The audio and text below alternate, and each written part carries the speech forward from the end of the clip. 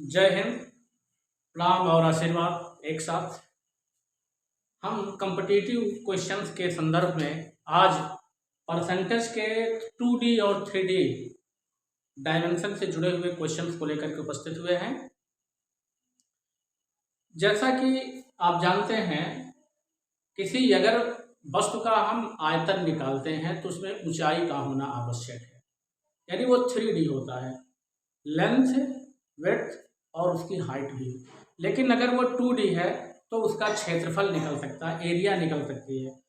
और अगर उसकी पेरीमीटर निकालनी हो है तो उसमें 2D नहीं है तो लेकिन उसकी केवल एक भुजा हमें लेनी पड़ती है। अब अगर क्षेत्रफल निकालनी है तो दो भुजा, और अगर आयतन निकालना है तो तीन का ज्ञान होना आवश्यक है।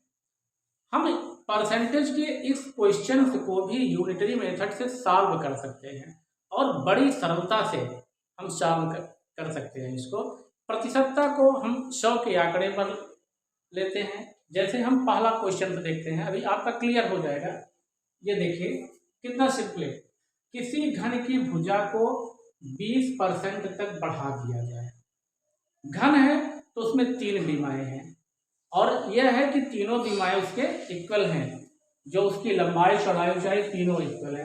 20% तक बढ़ा दिया गया तो उसके आयतन में कितनी प्रतिशत की वृद्धि हुई। तो हम क्या करते हैं, क्योंकि आयतन है तो तीन विमाओं का लेना भी आवश्यक है।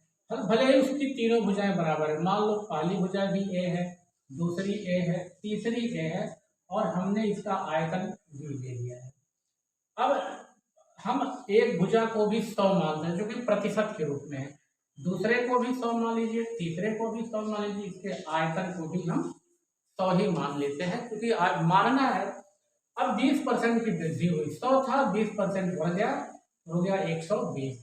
यह भी 120 हो गया, यह भी 120 हो गया, और ये हमें कितना हुआ ये फाइंड करना, ये निकालना है। तो सबकी जो एरो है सबको नीचे की तरफ लगा दीजिए, बिना कुछ सोचे विचारे आप इसको नीचे लगा दीजिए।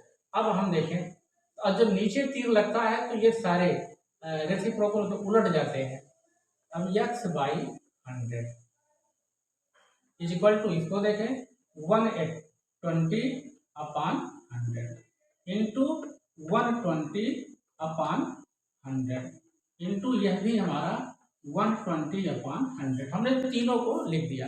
अब चाहे वृत्त का क्षेत्रफल निकालना हो, वर्ग का क्षेत्रफल निकालना हो, आयत का क्षेत्रफल निकालना हो, किसी भी इस तरह के शेप का निकालना हो, तो क्षेत्रफल है तो दो हम उसको साइड यल है बी है लेंगे। और अगर वृत्त ही है तो क्षेत्रफल जो कि आर स्क्वायर होता है 2 बार होता है, तो हम उसी चीज को 2 बार लिखेंगे और बड़े सिंपली यह प्रतिशत वृद्धि या कमी पता चल जाती है। प्रतिशत कमी है तो 100 में से घटा के लिखेंगे, और यदि प्रतिशत वृद्धि है तो 100 में उसको जोड़ के लिखेंगे। अब ये देखो, ये हमारा साल हो गया। इस 100 से इसको यही कैंसिल कर लीजिए। ये देखो, ये और ये हमारा कट गया। अब हमारा ये बचा। अब हम इसका मल्टीप्लाई कर देंगे 12 का 3 बार, तो हो जाएगा 1728। एक बार इसको क्लियर कर लेते हैं। 112 पर हम 144, फिर 12, यह इससे कट गया, ये दोनों इससे कट गए। अब हमारा एक ये इससे कट गया, क्योंकि यह इसका दो ये, तो ये अपान कितना हो गया हमारा 10। अब 10 से जब भाग देंगे तो ये हमारा हो जाएगा 172.8 घन इकाई। इसका मात्रक क्यूब में होता है। ये इतना फाइनल हुआ, 100 था तो इतना बढ़ा, तो कितनी वृद्धि हुई? प्रतिशत वृद्धि।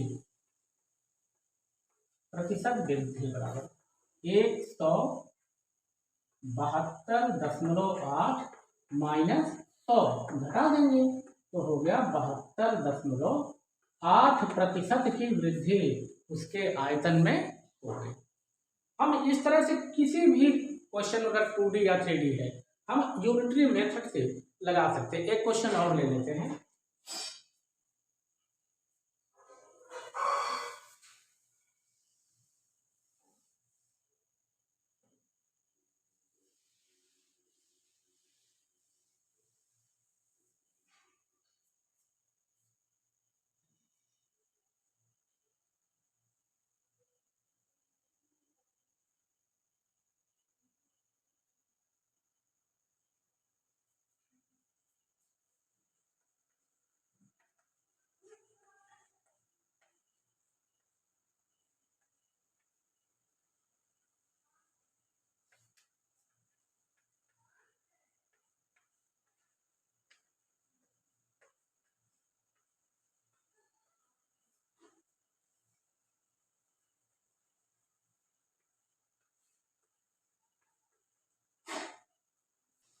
क्वेश्चन हमारा ये है, एक घनाभ के आकार वाले कमरे की लंबाई, चौड़ाई और ऊंचाई में क्रमशः 10%, 20% और 50% वृद्धि होती है। तीन चीजें हैं, यल, बी, एच। तो आयतन में कुल वृद्धि कितनी होगी? हम देखो यहाँ मान लिए यल, बी और ये H. L for length, B for breadth और एच फॉर हाइट। तो चूंकि आयतन पूछ रहा है जिसको हमने ले लिया बी। अब देखो हम सब कुछ 100 ले लेते हैं, चूंकि प्रतिशत है ये 100, और आयतन को भी हमने कर दिया 100। लंबाई में 10% वृद्धि हुई तो 110 हो गया, चौड़ाई में 20% वृद्धि हुई तो 120 हो गया, और ऊंचाई में 50% की वृद्धि हुई तो 150 हो गया। हमें यक्स निकालना, सबका एरो नीचे कर दो बस।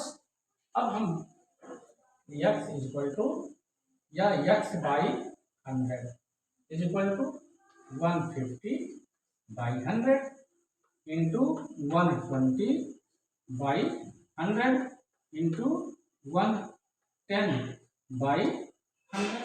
ये देखो हमने सबको लिख दिया एरो लगा के। अब ये तो तुरंत ये इससे हमारा कट गया, और क्या, एक दो ये दोनों जीरो इससे कट गए, ये इससे कट गया। अब सीधे हम मल्टीप्लाई कर लें, हमारा आंसर हमें मिल जाएगा। 15 में 12 का गुणा कर लेते या और काट देते हैं, 5 दूनी 10, 5 तियां 15 और 2 6 12 में 12 का गुणा कर लेते या और काट देते हैं, 5 दूनी 10, 5 तियां 15 और 2 6 12, 3 6 18 गुणे 11, 3 6 18 गुणे 11 गुणा कर लीजिए, 11 बटे 88, 11 1 11 और 8 19, 198। 100 था तो 198 हो गई। तो प्रतिशत वृद्धि कितनी हुई? प्रतिशत वृद्धि प्रतिशत बराबर 198 में से 100 घटा दीजिए, कितने परसेंट वृद्धि हुई? 98।